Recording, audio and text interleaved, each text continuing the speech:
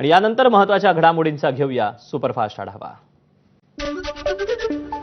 गोंदिया जिल्ह्याला रोजगार हमी योजनेतून निधी न मिळाल्यानं आमदार विनोद अग्रवाल आणि संजय पुराम आक्रमक विधान भवन परिसरात मंत्री गोगावलेंची वाट अडवून विचारला जाब। आषाढी एकादशीच्या शासकीय महापूजेसाठी 11 पुजाऱ्यांची नियुक्ती। मुख्यमंत्री आणि मानाचे वारकरी दाम्पत्य करणार विठ्ठल रुक्मिणीची पूजा। वारी दरम्यान अपघात किंवा दुर्घटनेत वारकऱ्याचा मृत्यू झाल्यास 4 लाखांची मदत मिळणार, सरकारकडून परिपत्रक जारी।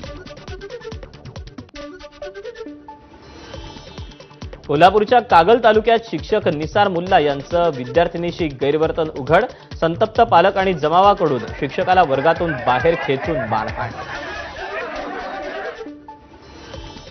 बर्मिंगहममध्ये भारत विरुद्ध इंग्लंड दुसऱ्या कसोटीला उद्यापासून सुरुवात।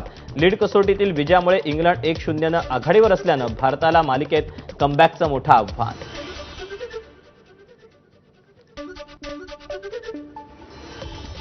आणि या बातम्यांसोबतच बातमीपत्रात वेळ झाली आणखी एका छोट्याशा विश्रांतीची। लगेच परत येतोय, पाहत रहा 10च्या बातम्या।